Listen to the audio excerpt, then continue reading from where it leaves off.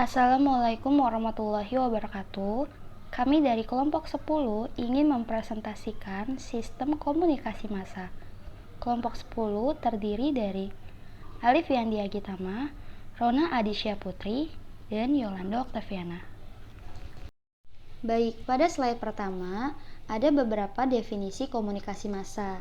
Definisi yang paling sederhana tentang komunikasi massa dirumuskan oleh Bettner pada tahun 1980 halaman 10, yaitu komunikasi massa adalah pesan yang dikomunikasikan melalui media massa pada sejumlah besar orang.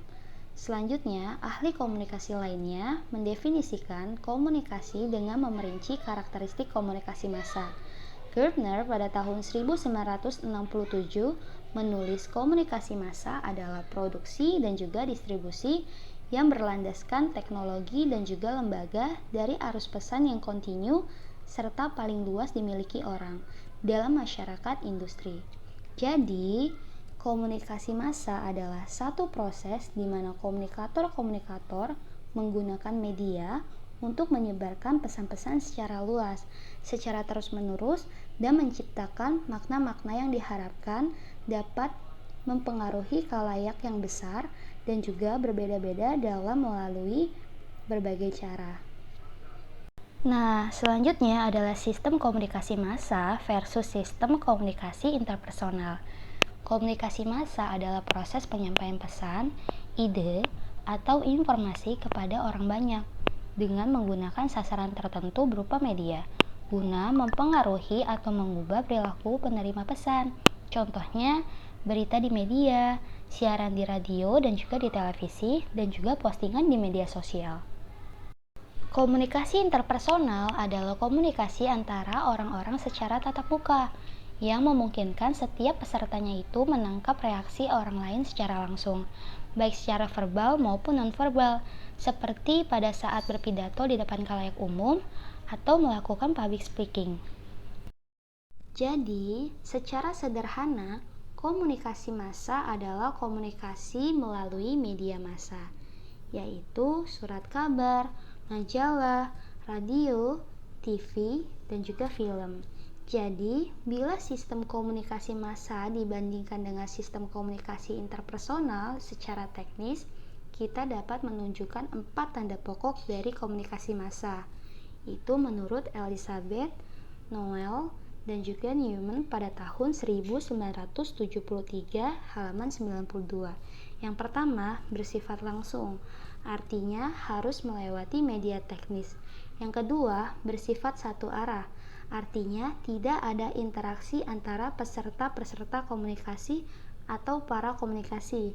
Yang ketiga, bersifat terbuka, artinya ditunjukkan pada publik yang tidak terbatas ataupun anonim. Dan yang keempat, mempunyai publik yang secara geografis terbesar. Nah, karena perbedaan teknis tadi, sistem komunikasi massa juga mempunyai karakteristik psikologi yang khas dibandingkan dengan sistem komunikasi interpersonal. Ini tampak pada pengendalian arus informasi, umpan balik, stimulus alat indera, dan proporsi unsur isi dengan hubungan. Nah, yang pertama itu kan tadi ada pengendalian arus informasi. Berarti mengendalikan arus informasi itu berarti mengatur jalannya pembicaraan yang disampaikan dan juga yang diterima. Yang kedua, tadi ada umpan balik kan? Nah, umpan balik itu berasal dari teori cybernetik dalam mekanika teori mekanistik tentang proses mengatur diri secara otomatis. Itu menurut Norbert Wiener pada tahun 1954. Nah, umpan balik ini adalah outputnya. Sistemnya itu adalah feedbacknya.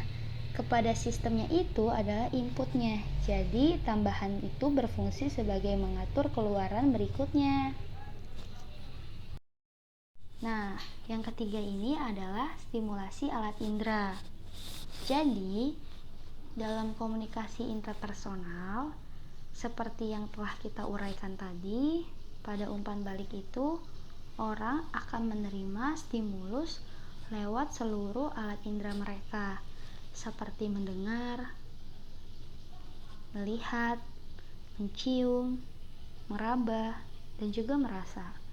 Sedangkan dalam komunikasi massa, stimulus alat indera itu bergantung pada jenis media massanya, seperti pada surat kabar dan juga majalah, radio perekam audiotif, dan juga TV, film, dan kita juga dapat mendengar dan juga melihat. Dan yang keempat tadi itu kan adalah proporsi unsur dari isi dengan hubungan kan. Nah kalau itu, jadi setiap komunikasi itu biasanya melibatkan unsur isi dan juga unsur hubungan sekaligus. Jadi dia sekaligus tuh. Kalau misalkan ada isi berarti ada hubungan. Nah jadi pada komunikasi interpersonal, unsur hubungan itu sangat penting. Tetapi sebaliknya pada komunikasi massa yang paling penting itu adalah isinya. Nah, sedangkan dalam sistem komunikasi interpersonal, pengendalian arus informasi itu adalah arus informasi dapat dikendalikan. Misalnya, saya memberikan Anda kuliah, maka Anda dapat menggerakkan perilaku komunikasi saya. Jadi, bila saya berbicara yang tidak jelas ataupun saya ngawur dalam berbicara, maka Anda dapat menegur saya dan membalikan saya ke jalan yang lebih baik atau jalan yang lurus.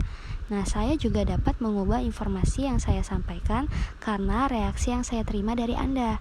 Nah, pada keadaan ini dapat mempengaruhi efek psikologi pada peristiwa komunikasinya.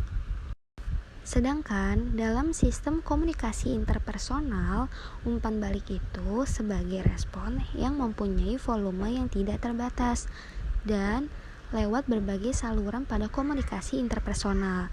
Jadi, bila dosen memberikan kuliah pada mahasiswa secara tatap muka, maka dosen itu akan memperhatikan bukan pada ucapan mahasiswanya saja, melainkan dosen akan memperhatikan matanya, gerakan bibirnya, porsi tubuhnya, intonasi suara, dan tidak terhitung lambang nonverbal lainnya. Kurang lebih seperti itu.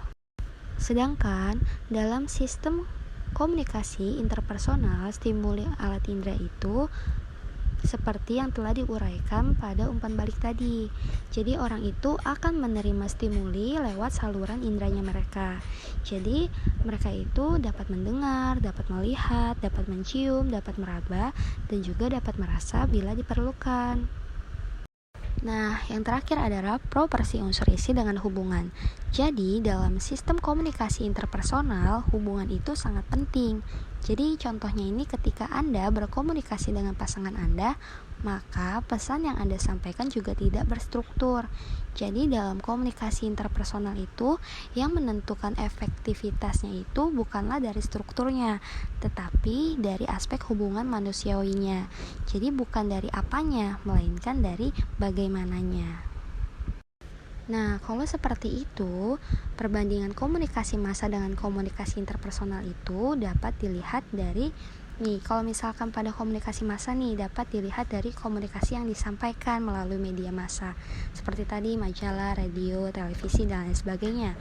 Jadi kalau misalkan dalam komunikasi interpersonal itu lebih menentukan efektivitas komunikasinya, bukan dari struktur komunikasinya. Jadi kayak lebih ke apa yang sudah direncanakan dan diulang kembali kecuali jika direkam. Nah, sedangkan pada sistem komunikasi massa itu lebih pada menekankan isinya dari kayak beritanya yang disusun berdasarkan sistemnya dan juga ditulis dengan menggunakan tanda-tanda baca dan juga paragraf atau alinea yang sudah ditertibkan tadi seperti yang sudah saya jelaskan di atas. Nah, selanjutnya pada pesan media massa itu biasanya juga dapat disimpan dan juga diklarifikasikan atau didokumentasikan. Jadi kurang lebih perbandingan komunikasi massa dengan komunikasi interpersonal seperti itu. Pembahasan selanjutnya adalah sejarah penelitian efek komunikasi massa. Nah, pada awalnya pada malam tanggal 30 Oktober tahun 1938, ribuan orang Amerika panik karena siaran radio yang menggambarkan serangan makhluk Mars yang mengancam seluruh peradaban manusia. Barangkali tidak pernah terjadi sebelumnya. Nah, begitu banyak orang dari berbagai lapisan dan di berbagai tempat di Amerika secara begitu mendadak dan begitu tegang karena adanya berita serangan makhluk Mars ini. Nah, ini merupakan awal mulanya adanya efek komunikasi massa yang berasal dari siaran radio. Kemudian setelah beberapa ahli melakukan penelitian, menurut Nuli Numan, penelitian efek media massa selama 40 tahun mengungkapkan kenyataan bahwa efek media massa tidak perlu diperhatikan. Efeknya itu tidak begitu berarti. Nah, pada diagram yang terdapat pada PPT ini, penelitian efek komunikasi mengungkapkan pasang surut kekuatan media massa, yaitu dari media massa yang perkasa, kemudian kepada media massa yang berpengaruh terbatas, dan kembali lagi pada media massa yang perkasa. Nah, ini merupakan adanya naik turun terhadap efek komunikasi massa ini. Kemudian pada tahun 1960, Joseph Clapper menerbitkan buku The Effect of Mars Communication. Dari hasil penelitian Clapper ini menyimpulkan bahwa efek komunikasi massa terjadi lewat serangkaian faktor perantara. Nah, faktor-faktor itu termasuk proses selektif seperti persepsi selektif, terpaan selektif, ingatan selektif, proses kelompok, norma kelompok, dan kepemimpinan opini. Nah, jadi dari beberapa hasil penelitian dapat disimpulkan bahwa sebenarnya kita telah melacak perkembangan penelitian efek komunikasi ini dari periode Perang Dunia I sampai sekarang. Nah, setengah abad memang tidak berarti apa-apa dalam sejarah peradaban manusia. Namun pada 50 tahun terakhir, dalam dunia komunikasi terjadi kemajuan komunikasi selama puluhan ribu tahun sebelumnya. Mungkin orang memandang pesimistis pada kebebasan manusia pada abad teknologi elektronik yang akan datang. Namun seperti yang telah kita katakan pada bagian terdahulu, manusia bukanlah robot yang pasif yang dikontrol lingkungan. Nah, setiap manusia mempunyai cara yang unik untuk mengalami lingkungan secara fenomenologis. Oleh karena itu, sebelum kita mengulas efek media massa, kita akan membicarakan dulu faktor-faktor yang mempengaruhi reaksi khalayak pada media massa. Nah, ada beberapa faktor yang mempengaruhi reaksi khalayak pada komunikasi massa. Selanjutnya itu, menurut teori De Vlor dan Ball-Rukic tentang pertemuan dengan media massa, kedua ahli ini melihat pertemuan khalayak dengan media berdasarkan 3 kerangka teoritis, yaitu perspektif perbedaan individual, perspektif kategori sosial, dan perspektif hubungan sosial. Yang pertama itu perspektif perbedaan individual. Nah, perspektif ini memandang bahwa sikap dan organisasi personal psikologis individu akan menentukan bagaimana individu memilih stimulus dari lingkungan dan bagaimana ia memberi makna pada stimulus tersebut. Nah, setiap orang pasti mempunyai potensi biologis, pengalaman belajar, dan lingkungan yang berbeda. Perbedaan ini menyebabkan pengaruh media massa yang berbeda pula. Yang kedua itu ada perspektif kategori sosial. Nah, perspektif ini berasumsi bahwa dalam masyarakat terdapat kelompok-kelompok sosial yang reaksinya pada stimulus tertentu cenderung sama. Golongan sosial berdasarkan usia, jenis kelamin, tingkat pendapatan, pendidikan, tempat tinggal, dan keyakinan beragama menampilkan kategori respon.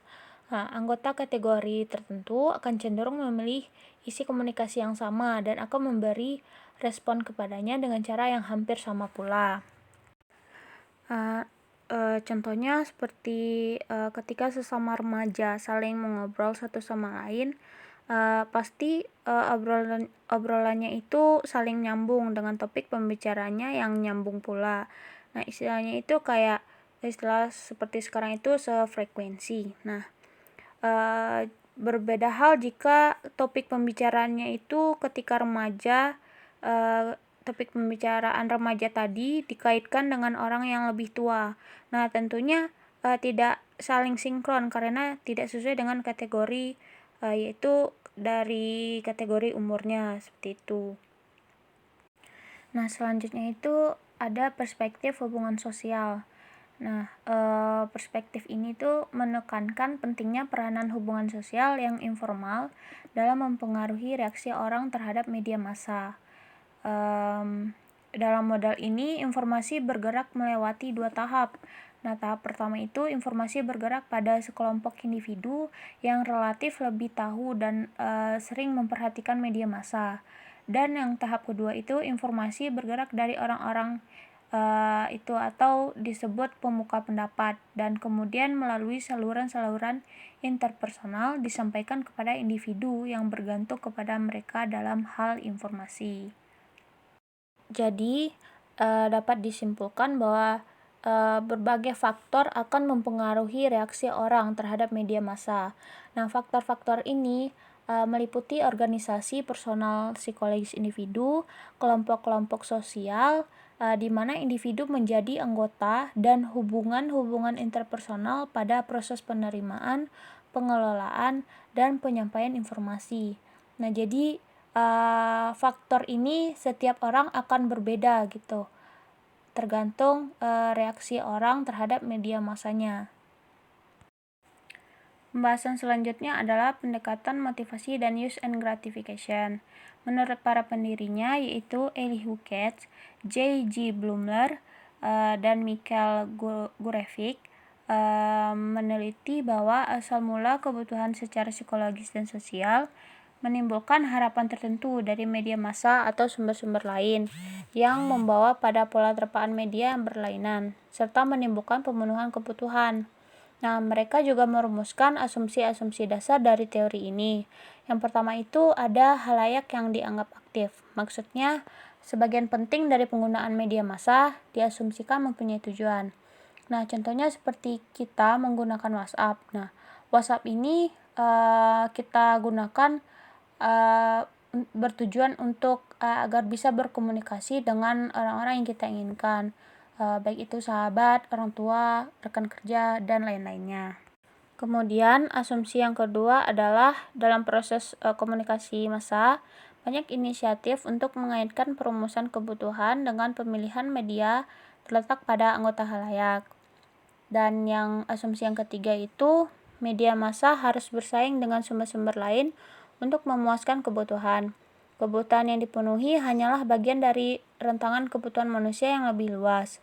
Bagaimana kebutuhan ini terpenuhi melalui konsumsi media amat bergantung kepada perilaku halayak yang bersangkutan. Nah, contohnya seperti sekarang, orang-orang pasti bergantung dengan handphone daripada media massa lainnya, seperti TV, koran, atau majalah, karena di dalam handphone tersebut sudah mencakup semua hal yang mungkin bisa memenuhi kebutuhan orang-orang tersebut. Kemudian, asumsi yang keempat adalah banyak tujuan pemilih media massa disimpulkan dari data yang diberikan anggota halayak. Artinya, orang dianggap cukup mengerti untuk melaporkan kepentingan dan motif pada situasi-situasi tertentu.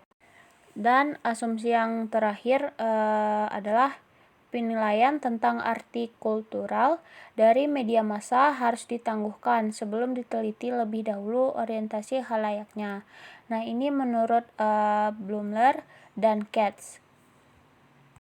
Lalu di sini ada motif kognitif dan gratifikasi media, yang mana motif kognitif ini menekankan kepada kebutuhan manusia akan informasi dan juga untuk mencapai tingkat ideasional tertentu. Nah, ini maksud tingkat ideasional tertentu itu jadi lebih ke pemikiran seseorang tersebut terhadap media massa atau informasi dari media massa tersebut.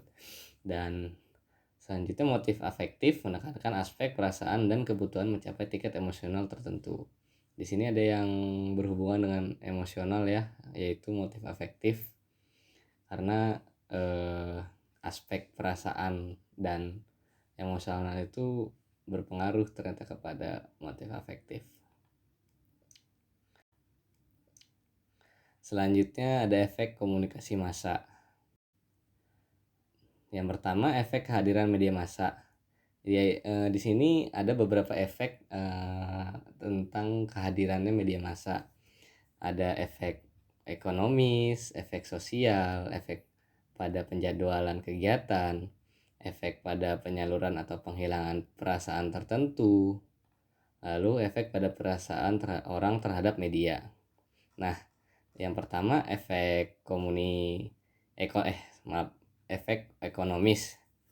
Nah, media massa menghadirkan berbagai usaha baru. Nah, halayaknya seperti memunculkan berbagai usaha, produksi, jasa, distribusi, dan juga sebagainya ke media massa. Jadi media massa ini sebagai media untuk berjualan bahasa umumnya, dan bisa untuk juga berbagi informasi seputar usaha, produksi jasa, terus distribusi barang dan sebagainya. Jadi semua yang berkaitan dengan ekonomi bisa dimasukkan ke dalam media massa. Lalu selanjutnya ada efek sosial. Perubahan struktur atau interaksi sosial akibat adanya media massa. Jadi kehadiran contoh seperti televisi. Kehadiran televisi ini membuat peningkatan status sosial kepada pemiliknya. Kenapa? Karena televisi pada saat zaman dulu itu tuh membentuk informasi yang mana pada saat itu membentuk juga jaringan-jaringan interaksi sosial. Jadi sehingga menjadikan pengguna televisi atau yang mempunyai televisi itu menjadi kayak apa ya, high profile karena mempunyai televisi seperti itu. Lalu ada efek pada penjadwalan kegiatan. Di sini media massa merubah jadwal kegiatan sehari-hari kita, sebagaimana pada saat sekarang, khususnya di pemerintahan. Karena kalian bisa lihat sendiri di berita-berita bahwa kayak berita kepresidenan, berita pemerintahan, berita aparat itu terjadwal oleh media, karena media pun mereka pasti meminta waktu kepada institusi atau misalkan kepala negara seperti presiden kita. Nah, jadi media massa ini sebagai penyalur informasi kepada kita masyarakat. Jadi penjadwalan kegiatan pada berita itu ada seperti itu. Lalu selanjutnya ada efek pada penyaluran atau penghilangan perasaan tertentu, yang dimana kita sering menggunakan media massa sebagai alternatif bagi diri kita menghilangkan penat dari masalah-masalah yang sering muncul dalam kehidupan kita. Jadi kayak apa namanya,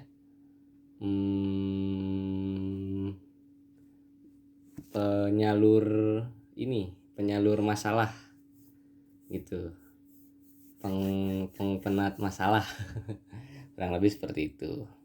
Seperti halnya kayak YouTube, Instagram, sosial media lainnya lah. Lalu yang terakhir ada efek pada perasaan khalayak terhadap media atau efek perasaan orang terhadap media. Jadi di situ timbul persepsi terhadap media massa tertentu, yang mana bisa menimbulkan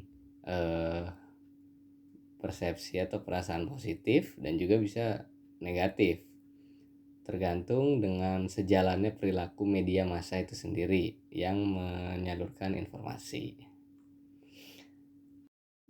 Baik, selanjutnya ada efek kognitif komunikasi massa. Perubahan pada apa yang diketahui, dipahami, atau dipersepsi khalayak, berkaitan dengan transmisi pengetahuan, keterampilan, kepercayaan, atau informasi.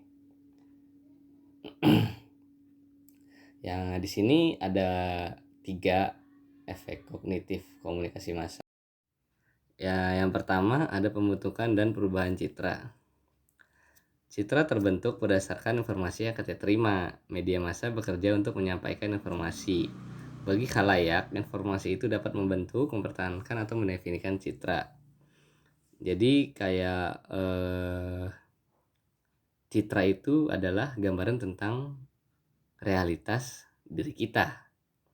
Nah, pembentukan dan perubahan citra itu dipengaruhi oleh informasi yang kita terima dari media massa yang menyalurkan informasi. Bagi orang banyak kan informasi itu dapat dibentuk, dipertahankan, atau didefinisikan. Jadi kurang lebih seperti itu. Lalu ada agenda setting. Agenda setting itu berbicara tentang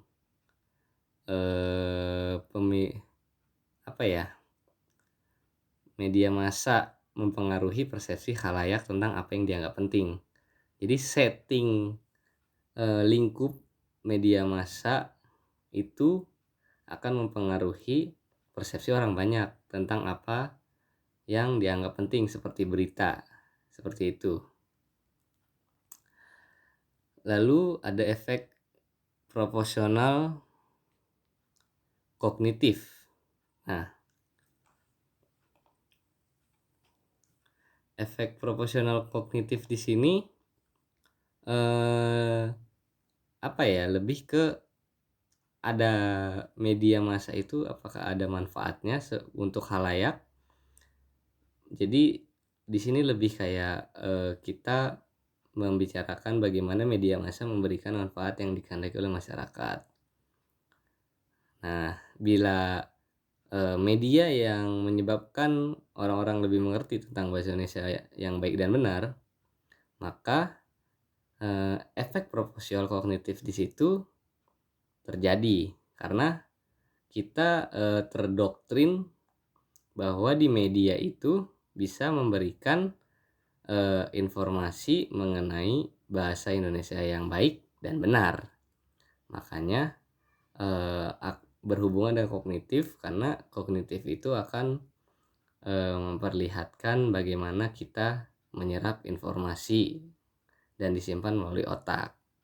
Kurang lebih seperti itu. Selanjutnya ada efek afektif komunikasi massa. Yang pertama kita bahas pembentukan dan perubahan sikap.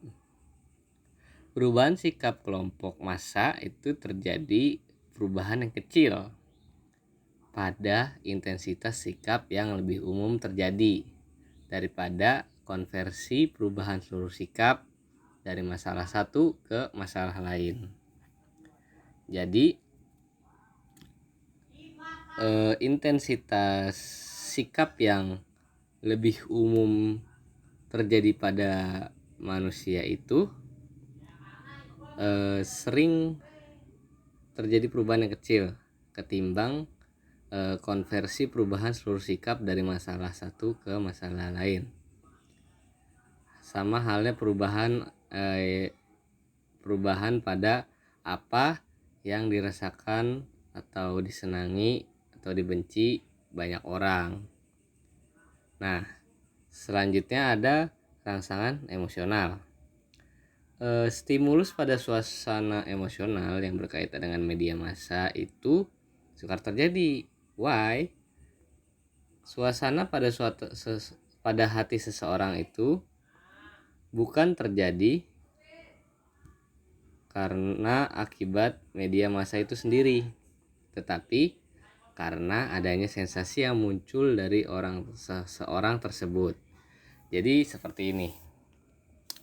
Ada suatu respons yang terjadi pada media massa itu, seperti tayangan-tayangan film yang menghasilkan sikap sedih, senang, maupun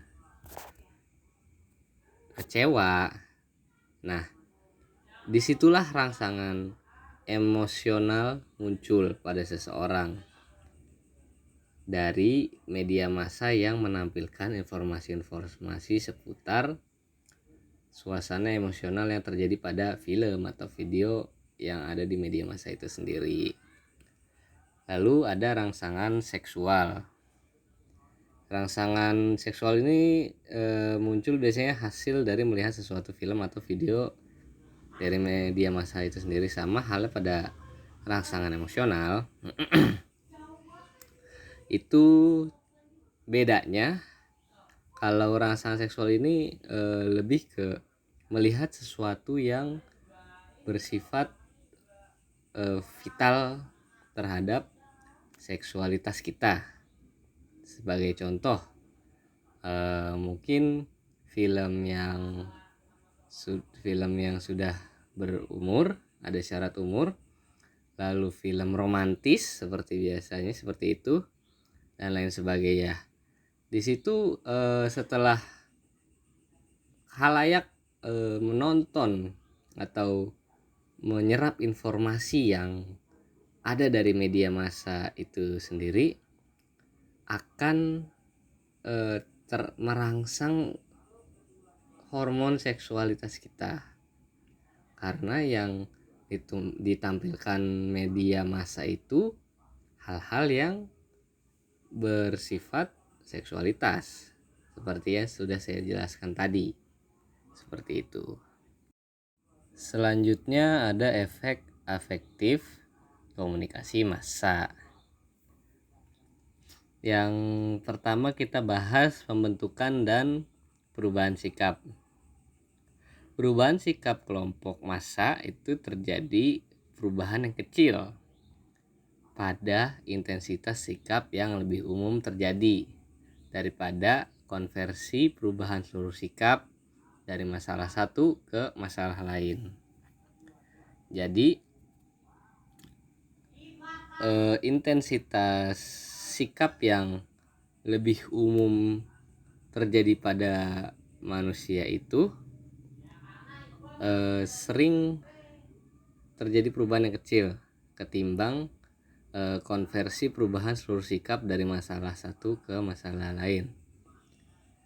Sama halnya perubahan pada apa yang dirasakan atau disenangi atau dibenci banyak orang. Nah, selanjutnya ada rangsangan emosional. Stimulus pada suasana emosional yang berkaitan dengan media massa itu sukar terjadi. Why? Suasana pada hati seseorang itu bukan terjadi karena akibat media massa itu sendiri, tetapi karena adanya sensasi yang muncul dari seseorang tersebut. Jadi seperti ini. Ada suatu respons yang terjadi pada media massa itu, seperti tayangan-tayangan film yang menghasilkan sikap sedih, senang maupun kecewa. Nah, disitulah rangsangan emosional muncul pada seseorang dari media massa yang menampilkan informasi-informasi seputar suasana emosional yang terjadi pada film atau video yang ada di media massa itu sendiri. Lalu ada rangsangan seksual. Rangsangan seksual ini muncul biasanya hasil dari melihat sesuatu film atau video dari media massa itu sendiri. Sama halnya pada rangsangan emosional. Itu bedanya kalau rangsangan seksual ini lebih ke melihat sesuatu yang bersifat vital terhadap seksualitas kita. Sebagai contoh, mungkin film yang sudah berumur, ada syarat umur, lalu film romantis seperti biasanya seperti itu, dan lain sebagainya.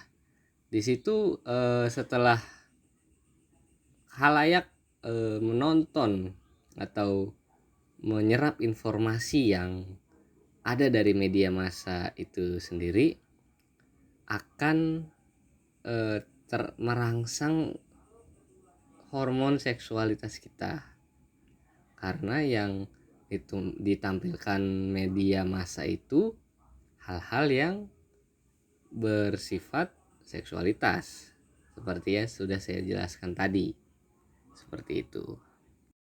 Lalu selanjutnya ada efek behavioral komunikasi massa. Penjelasan yang pertama adalah efek prososial behavioral. Salah satu perilaku behavior pada media massa itu memiliki keterampilan yang bermanfaat bagi dirinya tentunya. Nah, keterampilan ini biasanya datang dari faktor interpersonal seperti orang tua, teman, pelatih, guru, sahabat, dan sebagainya. Kenapa bisa dikatakan prososial? Jadi media massa itu menunjukkan sebuah informasi yang mana menghasilkan suatu karya atau keterampilan yang bisa bermanfaat bagi khalayak. Nah, dan didukung juga oleh faktor interpersonal tadi seperti orang tua, teman, pelatih, guru, sahabat, dan sebagainya. Nah, jadi efek prososial behavioral itu seperti itu. Lalu ada agresi sebagai efek komunikasi massa. Seperti kita udah belajar teori belajar dari Bandura, yang mana menjelaskan kalau orang cenderung meniru perilaku yang diamati. Nah, stimulus akan menjadi teladan untuk perilakunya. Artinya jika orang cenderung meniru apa yang ada atau ditampilkan oleh media massa, nah biasanya akan menjadi akan diaplikasikan untuk perilaku sehari-harinya. Sebagai contoh, anak kecil jika mereka menonton film kartun di televisi, maka mereka akan mengikuti gaya perilaku dari kartun atau kartun Power Rangers yang bertarung dan akan menerapkannya di kehidupan nyata, tapi masih dalam batas yang normal, karena mereka meniru hal seperti itu hanya untuk bermain, tidak sampai yang benar-benar 100% menirunya gitu. Lalu selanjutnya ada teori efek sosial komunikasi massa.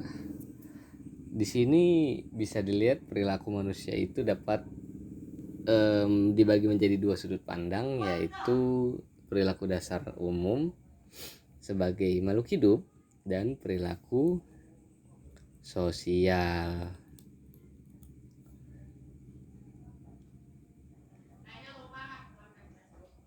Perilaku manusia dapat dilihat tadi ya dari dua sudut pandang. Yang pertama kita bahas perilaku sosial. Perilaku sosial itu perilaku spesifik yang diarahkan pada orang lain. Penerimaan perilaku sangat tergantung pada norma-norma sosial dan diatur oleh berbagai sarana kontrol sosial. Nah, sedangkan perilaku dasar yang merupakan suatu tindakan atau reaksi biologis dalam menanggapi rangsangan eksternal yang didorong oleh aktivitas dari sistem organisme, khususnya efek respon terhadap stimulus. Karena perilaku dasar ini kita diartikan sebagai makhluk hidup yang mempunyai kehidupan dan jiwa. Oh iya, untuk tambahan tadi, agresi sebagai efek komunikasi massa itu jadi dari contoh anak kecil itu, agresi anak kecil itu menjadi timbul gitu dengan mereka mulai berperilaku meniru apa yang ada di film kartun Power Rangers misalkan, maka mereka akan menjadi bergerak secara agresif. Perilaku mereka menjadi agresif karena sering kali kerap menonton lalu menerapkan hal itu ke dunia nyatanya atau lingkungannya, seperti itu. Sekian mungkin dari kelompok 10 mengenai komunikasi massa. Kurang lebihnya mohon maaf. Assalamualaikum warahmatullahi wabarakatuh.